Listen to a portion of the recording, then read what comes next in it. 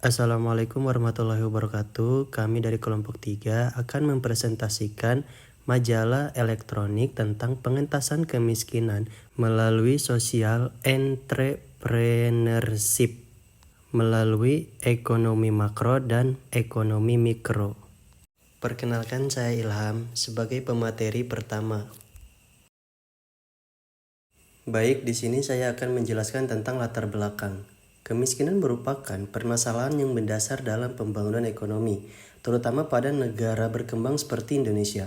Kemiskinan didefinisikan sebagai ketidakmampuan seseorang dalam memenuhi kebutuhan dasarnya karena ketidakberdayaan dalam mengakses atau menguasai sumber-sumber ekonomi.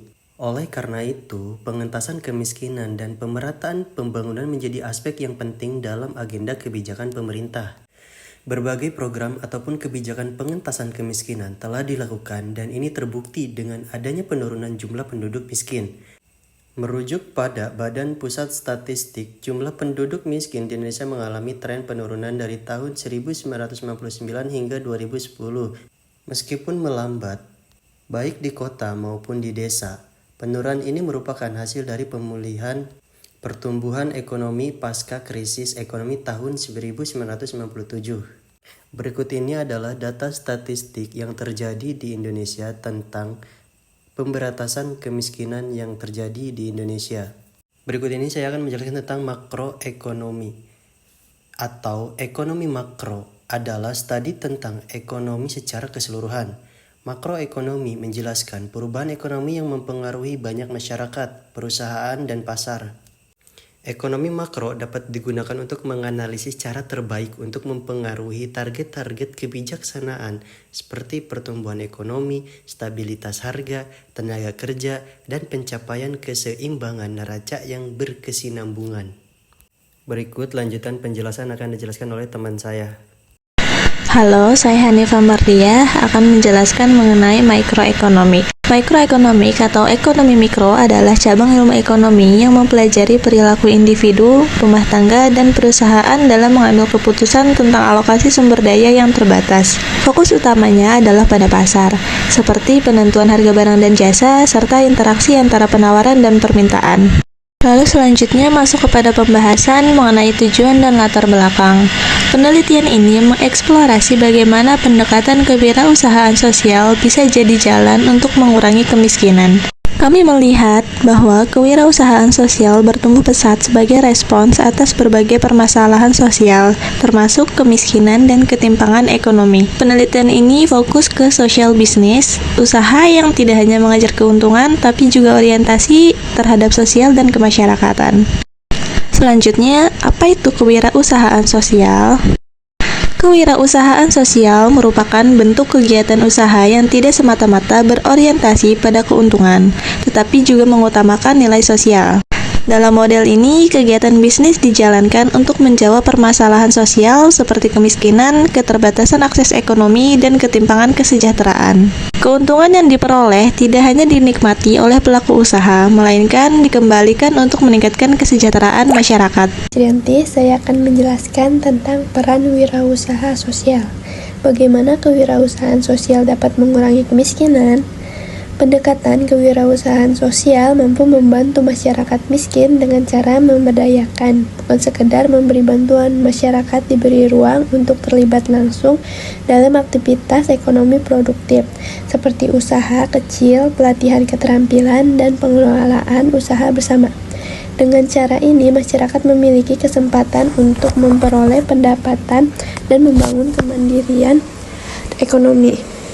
Keunggulan utama dari kewirausahaan sosial terletak pada kemampuannya menggabungkan inovasi bisnis dan tujuan sosial.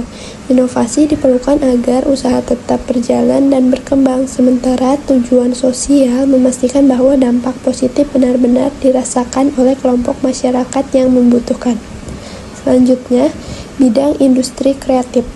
Dari berbagai pendapat dikatakan bahwa industri kreatif yang berbasis sektor industri kreatif ekonomi kini mampu meningkatkan kesejahteraan, antaranya memiliki usaha industri kreatif masyarakat.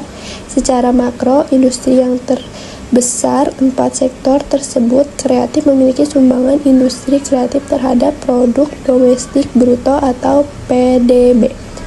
Dikatakan sangat menggembirakan. Salah satu peran penting industri kreatif adalah menciptakan lapangan kerja, dan industri kreatif membuka peluang kerja yang bagus, mulai dari desain grafis, penulis, hingga pengembang aplikasi digital yang membantu menurunkan jangka pengangguran. Kenalkan, nama saya Siti Komaria. Saya akan menjelaskan tentang studi kasus, kata motivasi, dan penutup. Studi khusus ada 2 contoh, yaitu Batik Unayah dan Industri Kreatif Berbasis Budaya Papua. Batik Unayah, studi kasus tentang keberhasilan sebuah usaha batik dalam mempertahankan dan mengembangkan usahanya dengan menerapkan prinsip-prinsip ekonomi kreatif, menunjukkan bagaimana penerapan strategi kreatif dalam meningkatkan daya saing industri tradisional. Yang kedua yaitu Industri Kreatif Berbasis Budaya Papua, studi kasus tentang noken dan seni pahat Papua yang menjadi produk kreatif unggulan daerah. Perkembangannya didukung oleh pemerintah dan komunitas melalui acara-acara yang mengenalkan dan memasarkan produk lokal.